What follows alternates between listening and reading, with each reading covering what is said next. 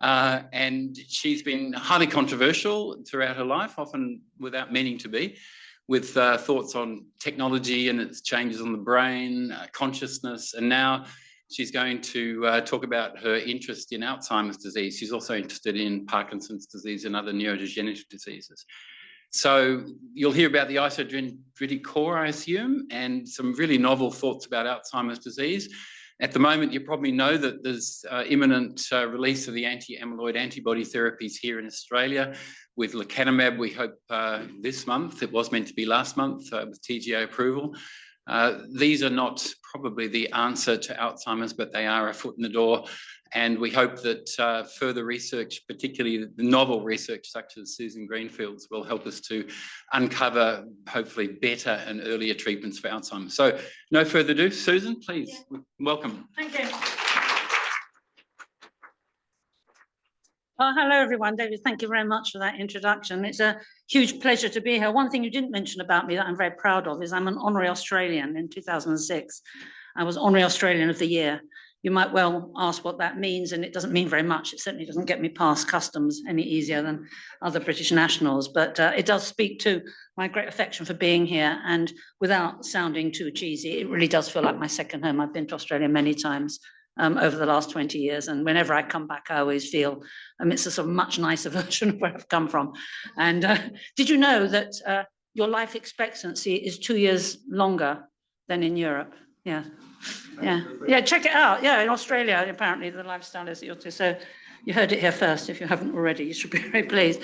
But we're not here to talk about that. Well, in a sense we are, because we're going to talk about longevity and aging, and more particularly Alzheimer's disease, which is, of course, not a natural consequence of aging, but is a disorder of older people. So let me start by introducing you to my company. So I was for many years at Oxford University, but for the last 11 years, I jumped ship and went into the private sector, and I'll happily talk about that if you want, and the trials and tribulations of doing that. But we have our own premises just outside of Oxford. As you can see, we have breakout spaces, labs. That is not a typical picture, bottom right. That was a celebratory lunch we were having. The great point about being CEO of a company, you can choose the wallpaper. So as you can see, I chose to have mock forest wallpaper. What we've done, we were founded in 2013. We're based near Oxford. We're comprising 3 senior and 5 junior scientists. And unusual for university to understand is you need as much management staff as you do scientists. So we're kind of half management and half research scientists. And when I first started off, I thought that was crazy. But you have to look after everything yourself. So that's why we need a lot of people to provide the wherewithal to make the lab run. And we're working on a core concept I'm going to share with you that I've been working on for 40 years at Oxford University. And I still have to pinch myself that the ideas that I had while staring out of the windows, through the coloured frosted glass and so on, actually are now coming to be a reality. I believe we have a unique insight in the process of neurodegeneration. That sounds very arrogant, but you'll see for yourself what you think.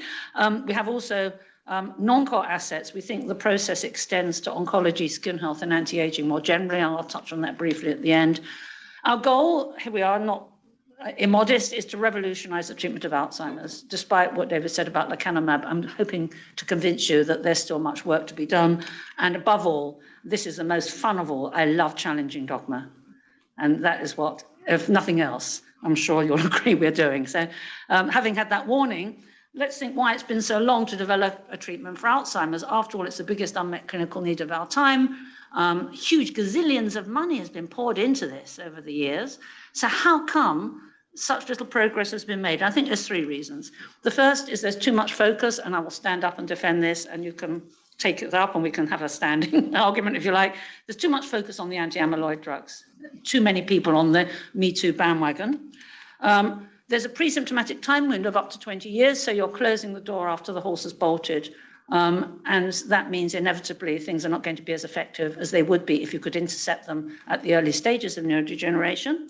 And third, there's the assumption by many that all brain cells are generic, that one size fits all, that a brain cell is a brain cell, and therefore mechanisms such as inflammation, which are sort of generic occurrences, might be the issue. And I would like to point out that as a neuroscientist, brain cells have different signatures, and it might be those very different signatures that could make a difference in vulnerability to degeneration.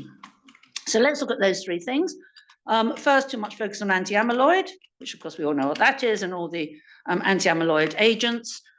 The problem there, and this is a paper, not ours work at all, Matsu et al. 2018, this is from that paper, is there's no amyloid in the early stages. So how can it be the primary target? As I pointed out in this interview I gave about 2 years ago. So although amyloid has a downstream contribution, I would like to suggest that it does have a part in the profile of the Alzheimer brain, but it can't be the primary agent causing the degeneration because it's not present in the early stages of degeneration. Okay, so just when I was at the lounge at Heathrow, I couldn't resist taking a photo of this. You may have heard in the UK. Yes, the good news is lecanemab has been passed by our regulatory body, the MHRA. However, the agency, so-called NICE, very inappropriately, that looks after funding for the National Health Service, as you can see, have determined the benefits are too small to justify the costs. So I think that shows that people are objective, and they would want it to justify because the costs are so huge at the moment of caring for Alzheimer patients that the fact that they think this drug is not worth it, I think, speaks for itself. So let's move on. Why so long treatment is the preclinical time window. And you can see here, MCI, mild cognitive impairment, there's a 10 to 20 year time lag before you get to negative bad scoring on the mini mental status exam. And therefore, what you really need is to somehow detect the problem is underway before you have that cognitive decline clinically apparent.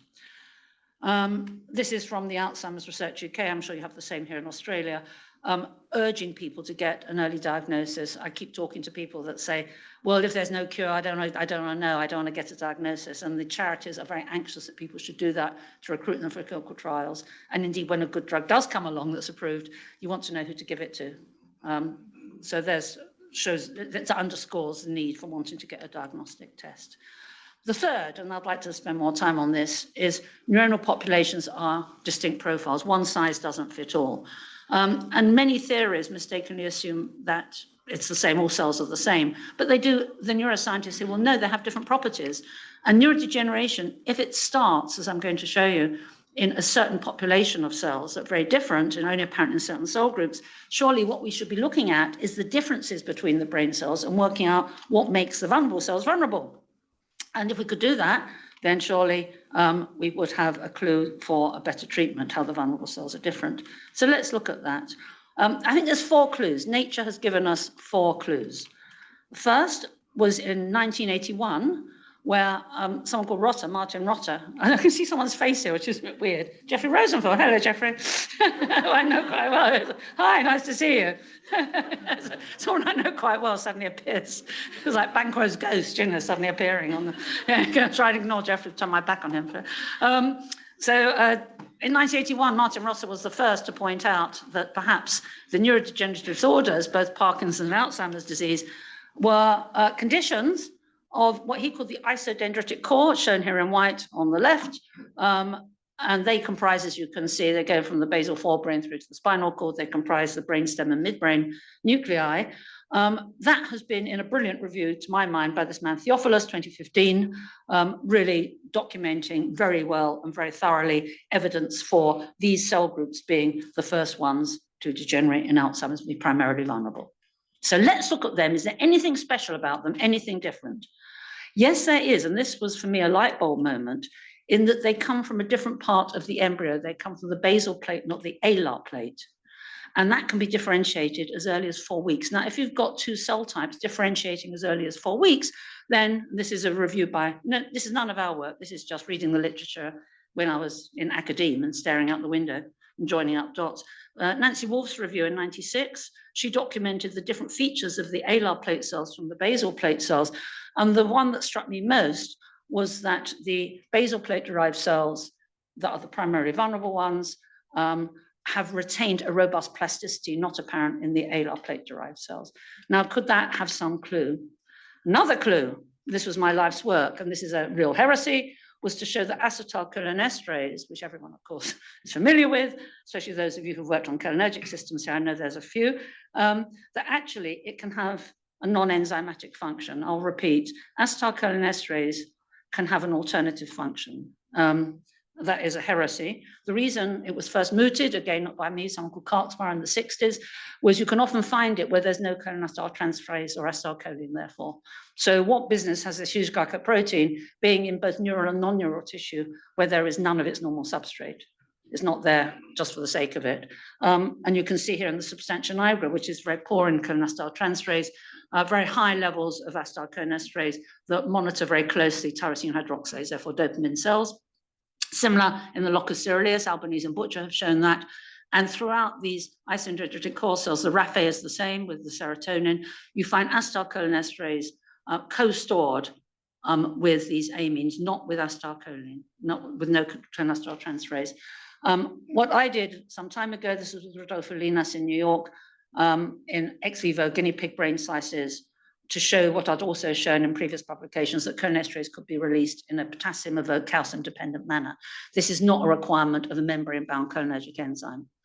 It's acting much more as a signaling molecule. So then we actually applied it, and we could actually disable the catalytic site with soman or sarin, with organophosphorus inhibitors. And we found, as you can see here, that there was a non-cholinergic trophic action of the acetylcholinesterase, as shown by the excursion of the asterisk on the right-hand panel, which is treated with cholinesterase, compared to the one on the left. This is in midbrain dopamine cells, again, the isodendritic core. This is all ancient history. Now, let's put those four things together as a clue as to what might be happening.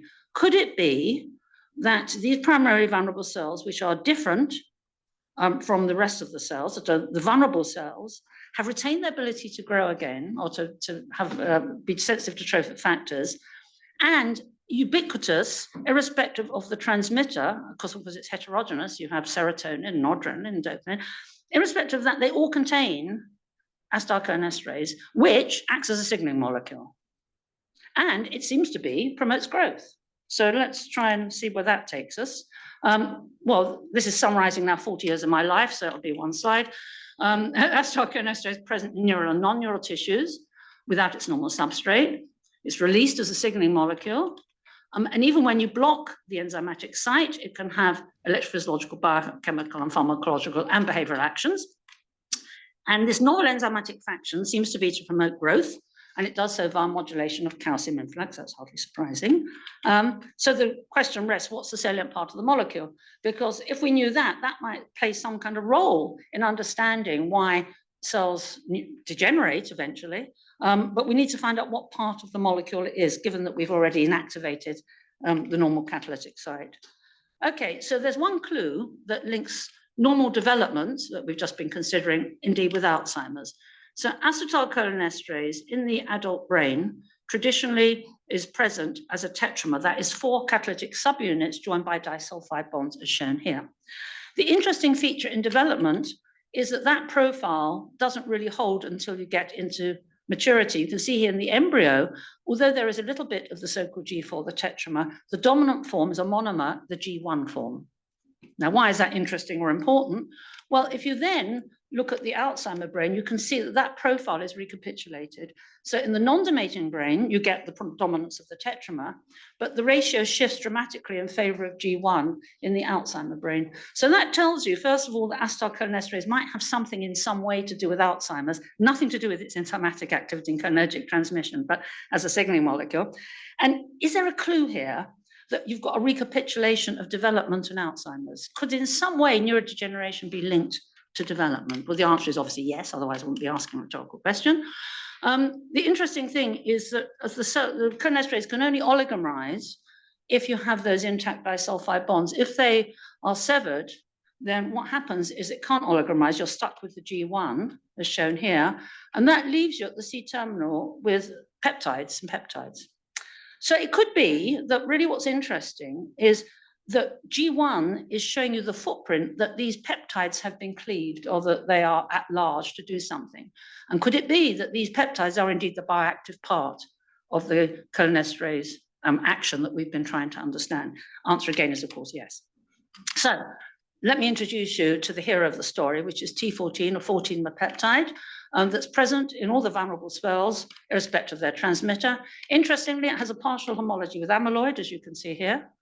And if you can now look at T30, which is the larger molecule that encompasses T14, we sometimes use that because it was more tractable in some experiments, just for practical reasons. So we interchange T30 and T14 for these purposes. It also allows us to use T15, which is the inert control peptide that we use at the C-terminus of the 30-mer. So that's just to show you, to introduce you to the villains and heroes of the story, T30, T14, and T15. You'll be seeing a lot of them. And it seems that what happens is T14 and T30, not T15, their job is to promote cell growth. Now, remember I said that the coenesterase, we showed that there's calcium going in. And indeed, there's a series of papers here, which I obviously won't go into. By the way, you're very welcome to this talk if you want to. If you ask Loretta, I'm sure she'll let you have it if you want to take it away and pore over it. You can see there's these papers all showing the trophic effects of T14. What's interesting is it declines with age. So this is in the developing rat brain. You can see here the Westerns are starting with the embryo and then declining, obviously, into P60. That is mirrored in ex vivo brain sizes when we looked with T14 content. That mirrors using optical imaging, which we do. We use voltage-sensitive dye images to look at real-time neuronal activity on a large scale. We call it assemblers. And you can see here, as befits an agent that's letting in calcium, there's a lot of activity when the T14 is high during development, and that correlates declines with age. George Mason University and New York have collaborated with us, and we gave them some of our agents, and you can see here what they've shown with T30 is that it actually enhances the surface area of the lamellipodia in vitro, and that is sensitive to rapamycin.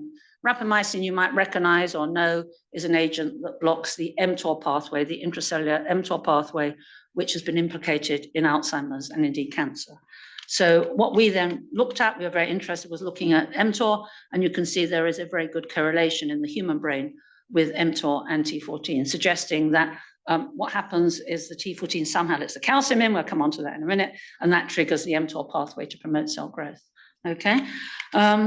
If we then look at age, and this is the brain, you can see in the adult, there is indeed a decline with aging. And that interested us more generally, if it's to do with aging. There's a part of your body, I wonder if you can guess what it is, that's in constant renewal, even as you age, and that's your skin, because your skin has the same provenance, the ectoderm, as the ectoderm. So we've collaborated with Unilever, who, as you might imagine, are interested in skin. And what we've shown here, this is the epidermis, human epidermis of skin, obviously at different ages, and you can see the blobs, the brown blobs of the T14 immunoreactive cells. This was done by Unilever. We published it in a journal called Aging, and you can see there's rather depressing age-dependent decline in the T14. This was even worse, and I'm not showing it here, but it's in the paper, with the aged skin that was exposed to the sun, and I know that's a big issue here in Australia. So just think of your T14 levels next time you're out. And then we did some pilots, and this is in the lab, with sebum, which we're able to collect by putting a cotton face mask, which cost £10 for 100, so we could just about afford that, and soaked in saline, put it on the face, and then wrung it out and measured it. Now you can see that there's error bars on the first two age groups, but not on the third, and I wonder if you can guess why that is. Having seen the age range of neurobio, there's only one person who's over 45, and they very politely called me 45 plus, which was, very kind and generous of them to do that. But that's why there's no error bars. You might went on the third group, and I do stress this as a pilot, and the same with the saliva, as you can. I've aged one. Obviously, this was done a year later. I'm now 46 plus, not 45 plus. But you can see there's a clear trend. And I stress this is pilot data, yeah, obviously, because it's the sort of thing you can do in your group, if it's looking at those things. So you can see here, there is obviously a pattern that the T14 in both rodent and human, in the brain and elsewhere, and in tissue cultures is promoting growth, and most probably through the mTOR pathway. So far, so good. But what is trophic, as you'll be aware, can also become toxic. And we showed that some time ago. This was a long time ago, actually. It's not this paper with NMDA. You'll all be familiar with this, that enhanced calcium can be trophic. You've got enhanced neural outgrowth. But then if you increase the dose, it becomes toxic, because what happens is large amounts of calcium that are not mobilized for growth and so on are taken up into the mitochondria. They compromise oxidative phosphorylation. You get a leakage of electrons, hence formation of free radicals, and that kills the cell. So bearing that in mind, we then showed that high doses of our T14, as you can see in these organotypic cultures, clearly had a toxic effect on the cells there. So it means that this T14 in low levels can be jackal, it can enhance growth as shown by these enhanced neurites with the red arrow, whereas in high levels, jackal can become Hyde. That can also happen if you just change how long you apply it for. And you can see here short applications, enhanced neurite outgrowth, keeping it on for 24 hours has compromised the neurite outgrowth. So we can go from trophic to toxic, either by amount or duration, but there's a more interesting way you can switch from trophic to toxic. And this is not our work again, but I got very excited reading it in the literature, and that is with age. And this is with, you can check this out, Emma and Schramm, and this is their quote, that by an order of, there's a factor of 3, trophic became toxic within a week of tissue culture cells. So we know that age can be very important. The same amount of calcium that's trophic at one stage can then be toxic at another stage. Now, probably you see where this is headed for how we're linking the two. Could neurodegeneration therefore be an inappropriate form of development? So here you can see the rat brain. This is the T14 levels declining over age. And that, if you look in the human midbrain, again, that's still the isodendritic core, you can see in age-matched controls, there's a significant increase in T14 in Alzheimer's compared to the controls, suggesting that that is indeed a recapitulation of a developmental profile. So could T14 be the active driver? Well, we pursued that idea. Another collaborator is Greg Cole at UCLA. And what he has shown in the substantia nigra, but of Alzheimer's, so that shows the intimacy of the two pathologies, which we're familiar with. He showed that in the early stage, Braak stage 2, you can see here, this is the pars compacta, the T14 is partially filling the cells, and there's a lot of them. By the time you get to Braak stage 5, there's fewer cells and they're more densely filled, such that if you do a metric, you can see there's a net increase in the T14 levels in that area. So that again speaks to, I say, thinking of the neurodegeneration as a constellation of conditions with the isodendritic core. And we then turn to the transgene animals, the 5 FAD animal. I'm sure you're familiar with the 5 times familial Alzheimer's disease model. And again, Greg Cole's work was to show that in the transgene negative animal, there was very little T14, but in the actual 5 FAD adult, compared to the adult control, you can see there's T14 immunoreactive plaques that characterize this animal model, T14. So we're starting to see that T14 could indeed be a toxic agent that could be at large in Alzheimer's. So how does it relate to the traditional markers? Well, you can see here, this is in PC12 cells, published in 2016. It can actually enhance the amyloid and tau. When we worked with ex vivo brain slices, that is where you take advantage of the symmetry about the midline to section down the middle, incubate one side in artificial CSF, the other side in the treatments. You can see that clearly there is an increase in amyloid and tau compared to the contralateral side. We're preparing now in vivo, where we've introduced T30 into the basal forebrain, and you can see here there's an enhancement in both amyloid and tau, and indeed a decline in neuronal loss. So that's something we're preparing as a novel animal model for neurodegeneration that might be more authentic than the current 5 FAD model, where you don't see any changes in tau. Okay, so let's summarize where we are so far. What I'm suggesting is that these isodendritic core cells are different, and they're the primarily vulnerable ones. And in the normal adult, things are just ticking over. T14 is low, nothing much is happening. But if there is an insult, that is to say, if you have free radical attack because you've got a decline in scavenging mechanisms due to old age, or if you have some kind of stroke or blow to the head, anything that injures these cells will, unlike the other cells, will trigger the attempt to grow again. It will trigger a retaliatory response that's not available to alar plate-derived cells. And what will happen is these isodendritic core cells will now try and compensate. There's no amyloid here, of course, that's so it will try and compensate by releasing more T14 so that you can compensate for the damage. However, because this is a mature brain, remember it's turned toxic, and what would have been a great thing to do in the embryo is now going to be toxic in the adult. So what we see, what we're suggesting is instead of it being a feedback system where it makes everything great again, it can grow, it's a feed forward system in that it will release T14 to try and compensate for the damage, but that will cause more damage and more damage and more damage. And that is what we call neurodegeneration. And that will go on for 10 to 20 years. And the reason it goes on for so long and we don't know anything is because, as you're aware, these cells underlie sleep-wake cycles.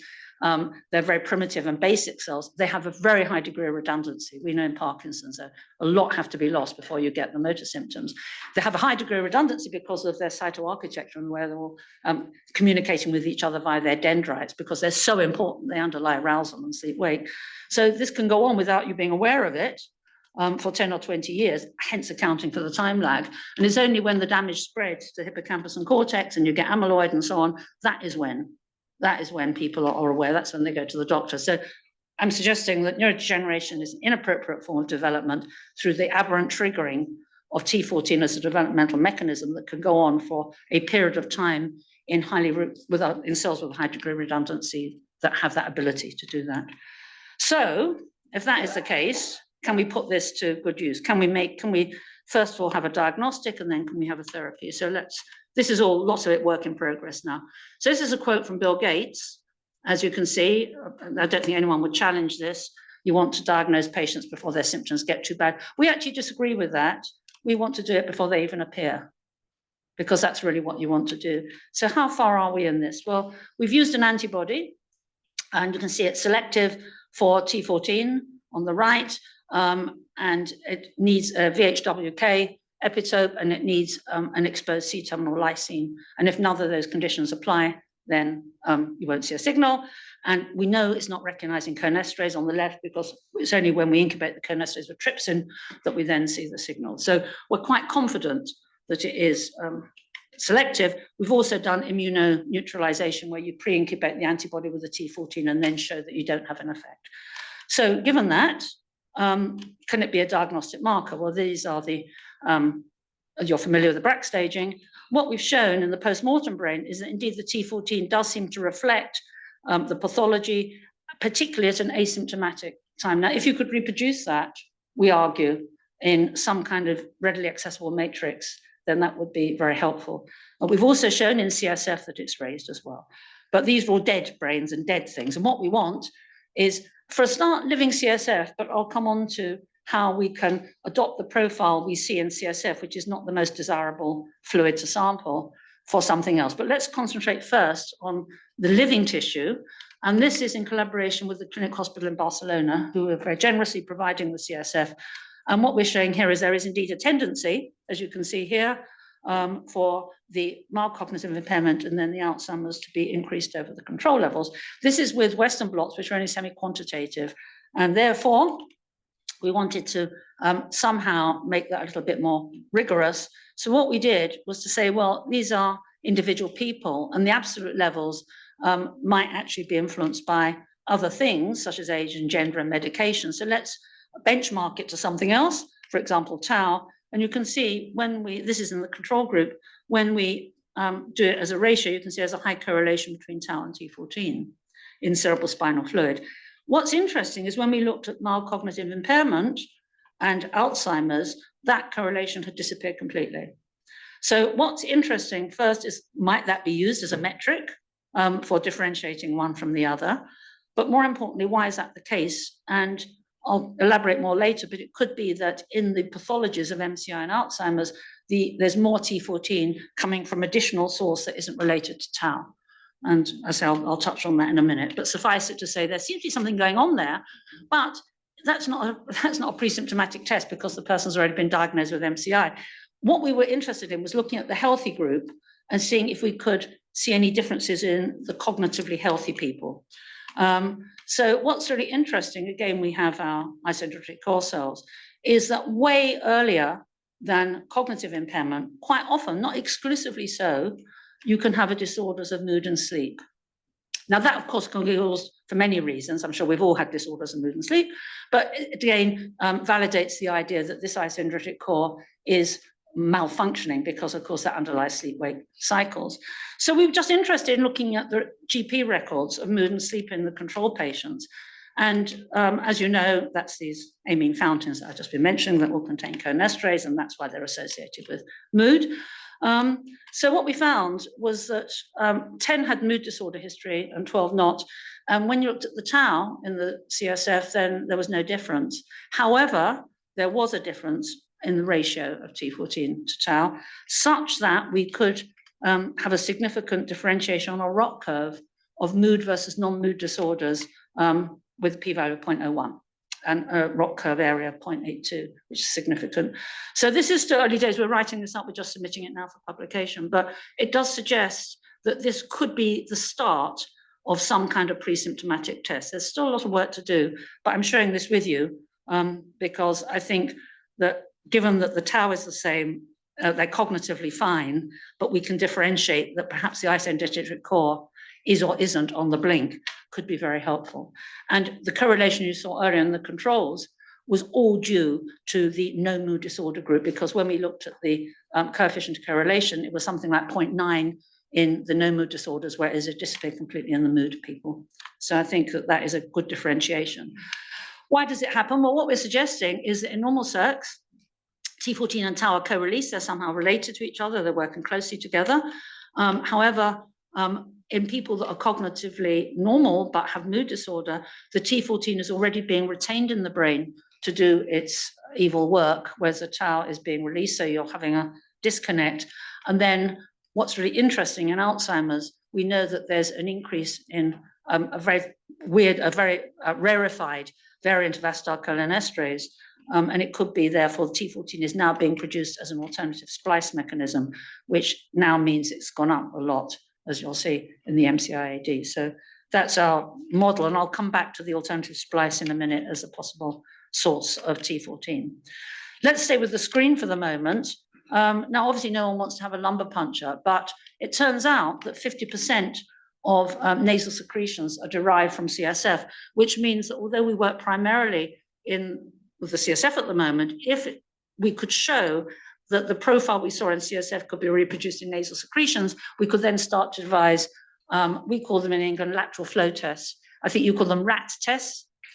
RAT test, yeah, it's a weird thing, a RAT test. Yeah. Anyway, so fair enough. Nothing to do with rats. It's rapid antigen test, isn't it? I think, yeah.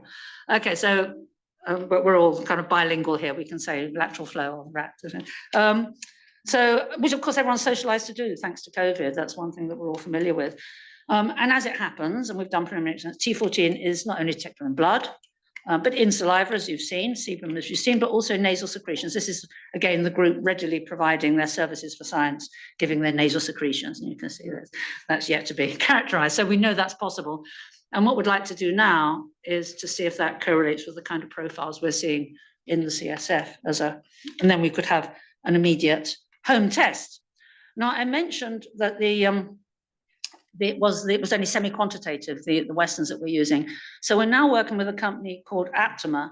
I'm sure many of you are familiar with aptamers as alternative to antibodies. They're a fifth of the size, they can be stored at room temperature, and they're not raised in animals. So they have much to commend them. Yeah. So this company, not very originally called the Aptamer Group, are working with us, and we've given them some of our CSF and so on, and our T14 or T30 in this case. And you can see this is preliminary data that I'm sharing with you. It's very encouraging. They're seeing a very clear increase, quantitative nanogram measures of the peptide, which is clearly higher than the controls. So this is very much work in progress. They've now lent us their Blitz machine to work on, and even as I speak, I hope the neurobio team are now taking nasal secretions from each other and playing around with this aptamer, which seems to be much more accurate than what we've been using with the antibodies.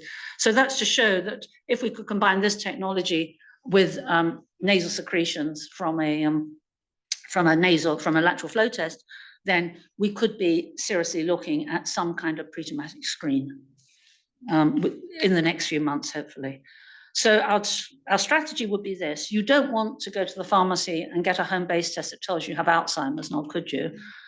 So what we'd like is to say, let's do some very crude test that is just go or no go, that's low cost, it's relatively painless, and it would be a test not of Alzheimer's, but telling you your isodentate core cells were on the blink.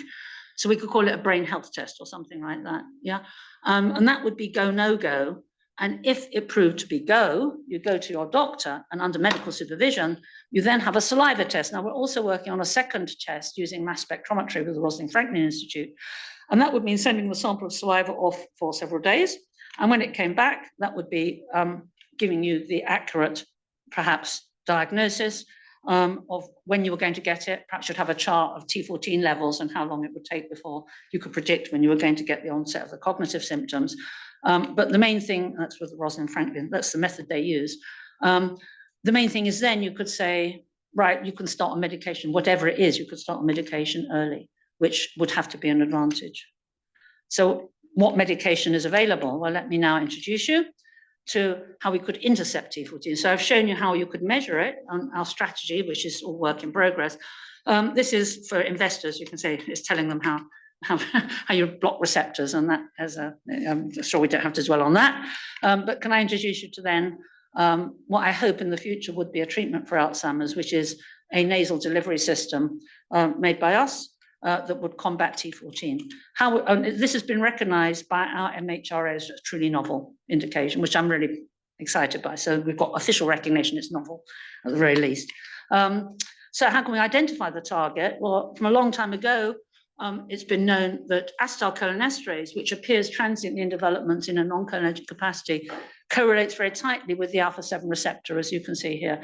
The alpha-7 receptor, I'll remind you, is one of the most powerful calcium ionophores in the brain, and therefore it was hardly very surprising that, given we're dealing with first the large molecule and then the peptide derivative that lets in calcium, is important in development, that this could be indeed the receptor. We then, in early days, gave bungrotoxin, a blocker of the alpha-7 receptor, and as you can see, it did indeed block what we were then calling acetylcholinesterase peptide. More specifically, in brain slices, when we block the NMDA receptor with DAP5, we still have an enhancement, a clear enhancement of calcium currents, and the most clinching evidence of all was to transfect oocytes, specifically with the alpha-7, compared to the alpha-4 beta-2, and show that only in the alpha-7 and only our T14, not the butyrylcholinesterase equivalent peptide. You can see here this application. This is the application of the peptide doing nothing on its own. However, in conjunction with the primary ligand, which, as well as acetylcholine, very obligingly, because this receptor is ubiquitous and it occurs independently of cholinergic transmission, the primary ligand can also be choline, which you get from the diet. So that liberates you again from cholinergic transmission. The two together, you can see there's an enhancement of the inward current. So it seems to be working at an allosteric site. And indeed, we found a very strong correlation in the human brain between alpha-7 and T14, such that if it was binding to other things easily, it's hard to see why you'd get a strong correlation. So we now know also that if you manipulate the alpha-7 receptor, if you overexpress it or if you mutate it, that will change the sensitivity to a peptide applied in tissue cultures, again, arguing strongly that that's where it's working. And we know also, rather interestingly, that in the brain, in the striatum, very strangely, there's no alpha-7 in the striatum, but there is elsewhere. And when in our ex vivo brain slices using optical imaging, we applied the peptide, you can see there's no effect at all in the striatum, even though there's other cholinergic receptors there. Whereas in the nigra with the R, you can see there's a clear effect using optical imaging. So that, again, argues for the selectivity of the T30 or of the peptide at the alpha-7 receptor. Moreover, it seems to increase its own target. This is Nadine Kabani's group, again at George Mason University. And you can see here the peptide not only is enhanced on the mesopolar surface area, but that is actually significant. It's hard to believe, but it's apparently 3-star significance. It's actually enhanced the alpha-7 receptor. Okay. We ourselves have shown that enhanced expression of the receptor on the external surface of glial cells, and then again in rat brain slices using the technique we love so much of the contralateral side and the control, you can see here that it's enhanced the alpha-7 receptor, and not published, but in vivo when we injected it, you can see again compared to the T15 inner control, there is an enhancement of the receptor. So it's enhancing its own target, which would add to its power for the snowball of neurodegeneration. We didn't know we'd get away with this title because, you know, in pharmacology, it's very rare to claim some things exclusively at one receptor, but there it is, and that was published earlier this year, available on our website. Now, how can we combat this then? We've got T14 binding to the alpha-7 receptor, and the reason our approach has been deemed novel is that actually what we do is we just cyclate the T14. So this is not a new drug. It's not a synthetic one. It's merely the same old peptide, but just bent out of shape. So normally it lets calcium in and it's toxic. We have an image of the T14 working. So it's simply, this is again a slide sometimes I share for investors. So you can see it's tying your hands behind your back. Yeah, it's equivalent doing that. And when that happens, this is the peptide, then it will occupy the site and displace the toxic T14. And we've shown that in 3 ways. Ex vivo, you can see its displacer and the brain slices again. In vivo, when we gave it just once, you can see its maximum 4-hour displacement. And then this is Greg Cole's work, working with human postmortem brain using alpha lysa technique. You can see there's a dose-dependent interception of the MBP14 in the binding of the T14 to the alpha-7 receptor. So again, that does seem to be persuasive in terms of its argument. But does it actually work? Does it actually work? Well, we know, again, in tissue culture, it does reverse the effects of both the peptide and indeed of amyloid on calcium influx in PC12 cells. And again, it protects against cell viability to both T30 and amyloid. Remember, we're arguing the peptide is upstream of amyloid, so it's not surprising if it's having these effects also on the amyloid. And it competes favorably with galantamine in that it doesn't have the side effects that galantamine does. It's 100 times more sensitive, we have shown, and also its binding is about is an IC50 of about 1.1 rather than 50 micromolar, so a more sensitive binding. But does it actually work? Well, we work with a company called Evotec, who are using the 5 times FAD model mice, just because that seemed to be what everyone was using. And there was every reason why this experiment wouldn't work. We didn't know what protocol to use, what delivery system, what dose, or what test. So we had every excuse for it not to work, but the gods were on our side. And what Evotec proposed to us was an intranasal delivery twice a week for 14 weeks.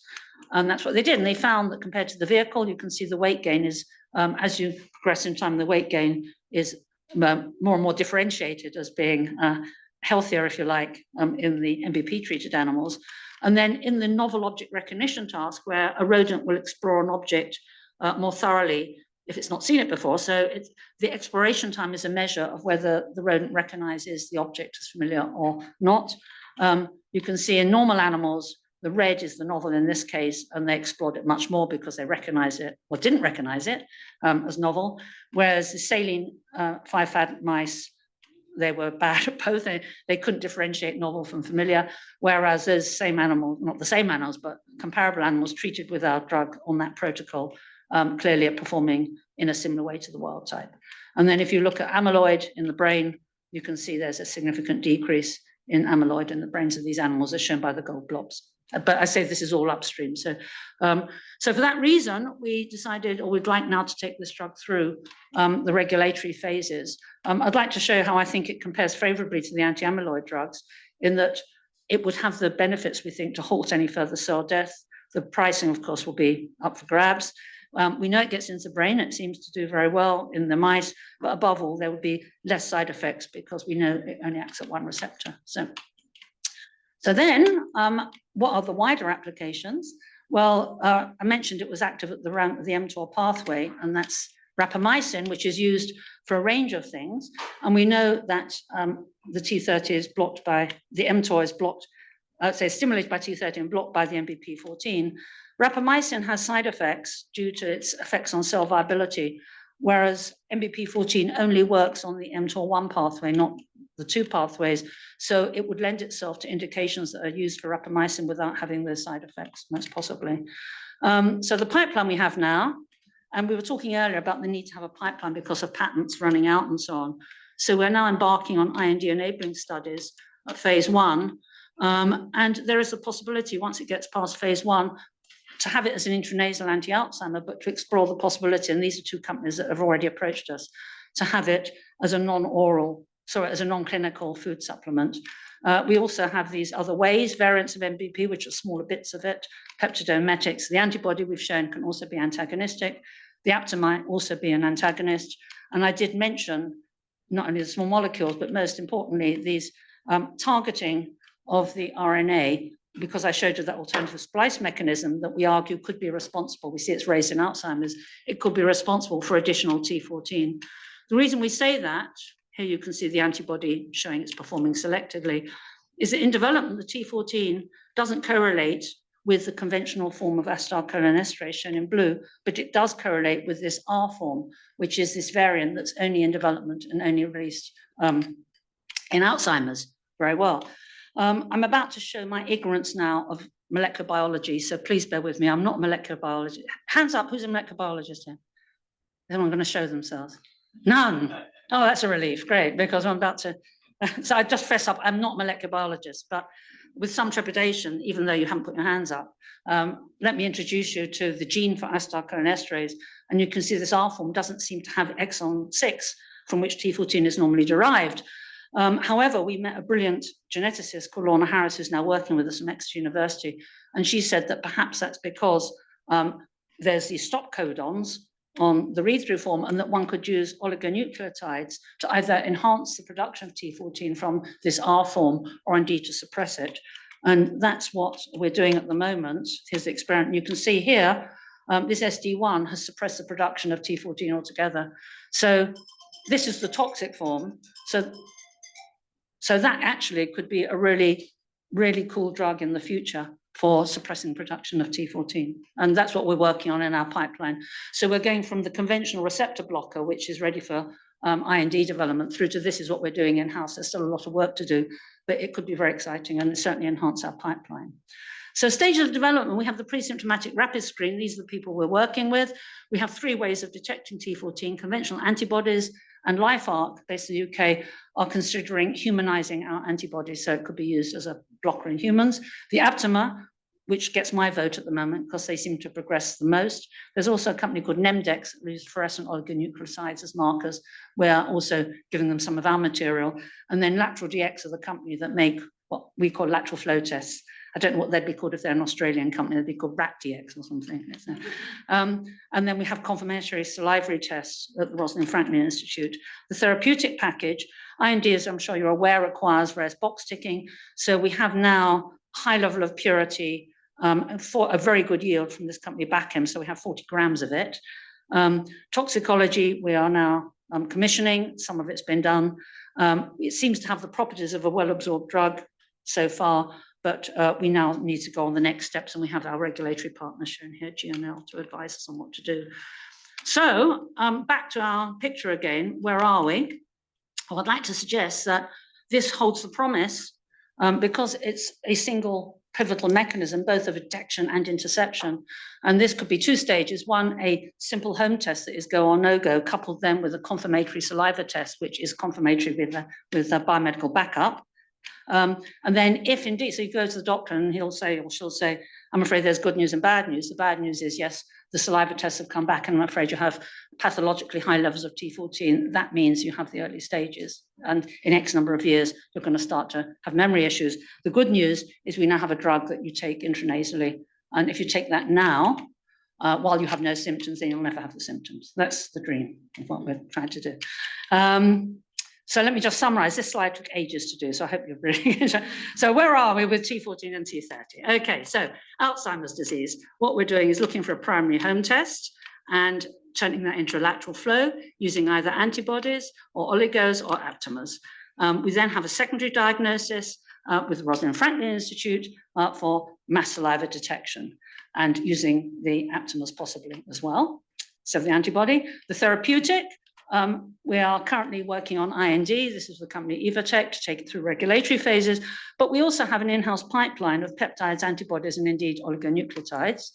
Animal model, which doesn't sound very glamorous, but I think there's a much need for one given the lack of authenticity of and the expense and time of the genetic models.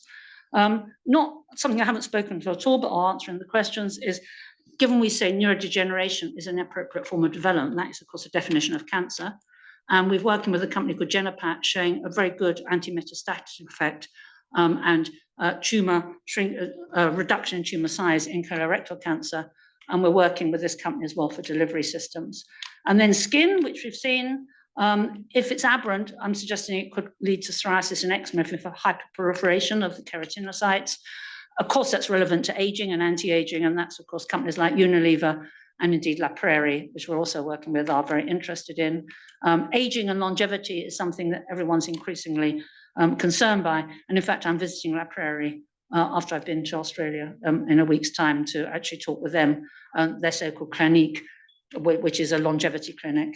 We're also working with the University of Swansea on aging. There's an animal, there's the killifish, which has a very short lifespan and is used as a model of aging. And also with the Cedars, someone called James Kirkland, who used to be at the Mayo Clinic on senescent cells. Also with Professor Zabini at the San Raffaele Hospital in Milan. He's interested in diabetes and degeneration, retinopathy, diabetic retinopathy. And he's now shown in his animal model, there's large amounts of T14. And so we are working with him on possibility of MBP14 eye drops. And then finally, given that we seem to be able to read out plus or minus mood disorders, there could be a psychiatry application as well to much younger people where you need to decide whether to medicate people with mood disorders or not. I gather that's done on subjective interviews at the moment. So if that could be accompanied by some kind of biochemical readout that actually correlated with your clinical diagnosis, it might be that that could save a lot of time in the clinical diagnosis. And we're applying for ethics permission with these two departments to do nasal swabs of the adolescent clinics. So as you can see, the tree has really spread and it's growing. We're focusing on the Alzheimer's, but we're very interested in these other applications. And this is because we are very happy to supply our antibody and our peptides to anyone who is interested, because this is such a left of field idea, the more external validation that we get. So I now offer you, anyone here who would like any of our peptides or antibodies, you're very welcome. Let me know or let Loretta know and or email me. You're very welcome if you can see any application to your work of this. You're also very welcome, of course, to this talk. And you're very welcome now to question me, interrogate me, and or email if you have any queries on reflection. Thank you very much.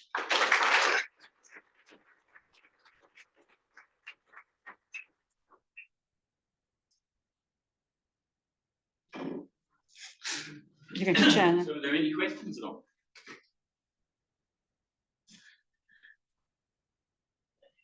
Yes. Okay. Well, yeah, there are people online. Okay. Peptides are notoriously short-lived, and Big Pharma have made significant inroads into modifying peptides. I'm thinking of the GLP-1 story with the acylation. Do you get a feel for your half-life and what sort of dosing and or modifications to your MBP14 you might need to make it a realistic clinical? Yeah, thank you for that. Well, I gather, I'm not a chemist, but I gather cyclation renders things more stable in any event. And in our hands so far, we haven't had a problem of stability. That is to say, Evotec didn't have a problem, and in our hands, it seems to be quite comfortable on the bench.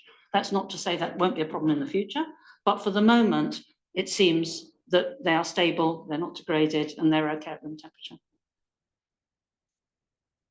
Hi, I was just wondering how this fits with the story that acetylcholine is responsible for Alzheimer's. Was it just an accidental correlation but not causative, or is there actually a link between this and the acetylcholine part of that? Well, of course, within the isodendritic core, the basal forebrain is cholinergic. Yeah, so yes, that would have been one of the nuclei that were, as the cells were dying, you had dwindling levels of acetylcholine, and hence giving anticholinesterase drugs would have been effective. Yeah, so it kind of fits, but it's only a small part of the story. I would widen that out to say the cholinesterase is present above and beyond the cholinergic system in these other cell groups. Yeah, and moreover, it's not due to its enzymatic activity that there is a value, but certainly it doesn't deny or invalidate the original cholinergic hypothesis. I would suggest the cholinergic hypothesis is just a small part of the bigger picture.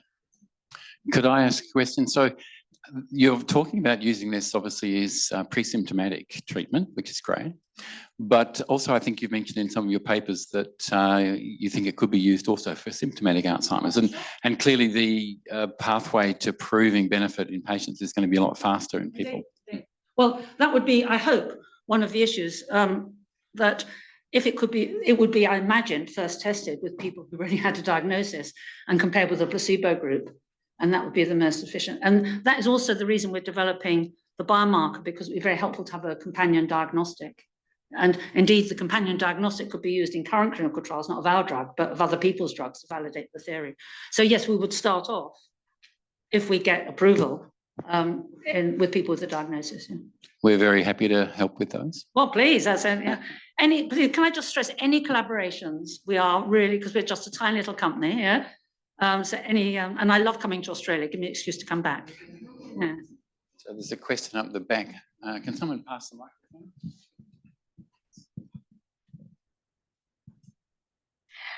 Thank you so much for your talk. It was very captivating.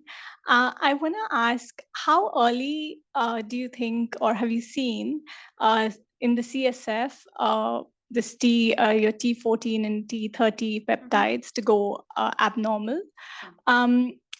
And you're saying it's in the pre-symptomatic stage. So, a lot of studies have shown that amyloid, CSF amyloid, and PET studies have shown that this biomarker goes up about 20 years prior to symptom onset.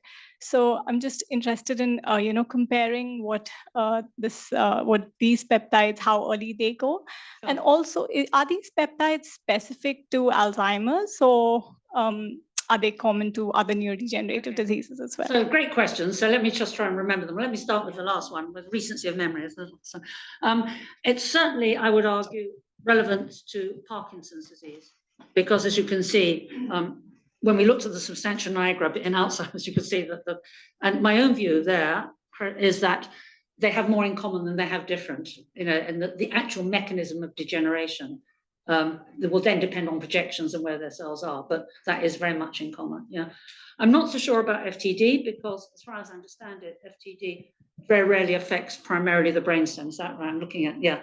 So, and in fact, in the paper we're writing, what we saw with MCI and Alzheimer's didn't apply to FTD, which again argues for it being the isodendritic core, which is not there in FTD. So that would be a limit.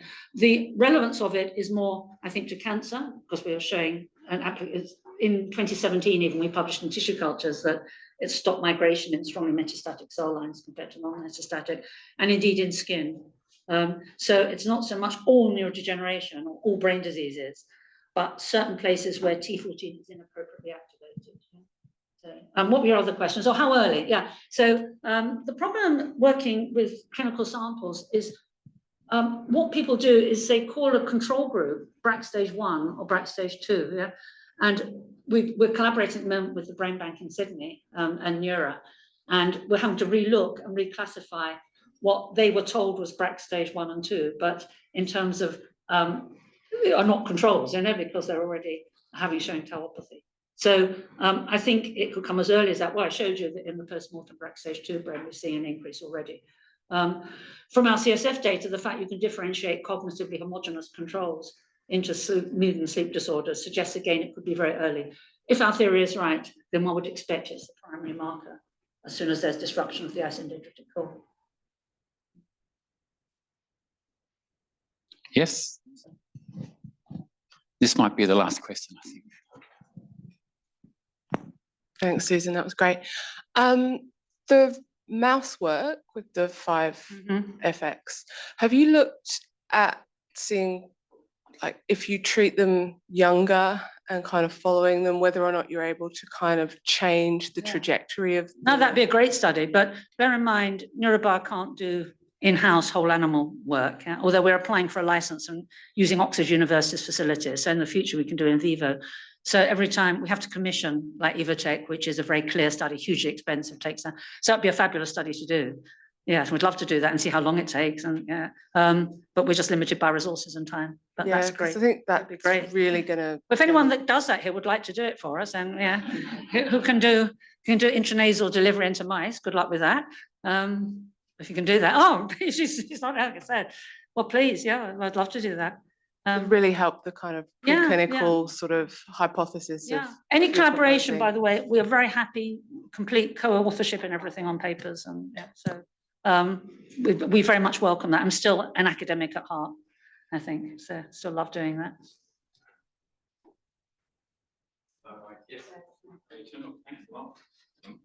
She's constantly turning me off. So thank you very much indeed for that presentation once again, and for coming out and honouring us with your work. That's fantastic and exciting. Thank you. Thank you, everyone. Thank you.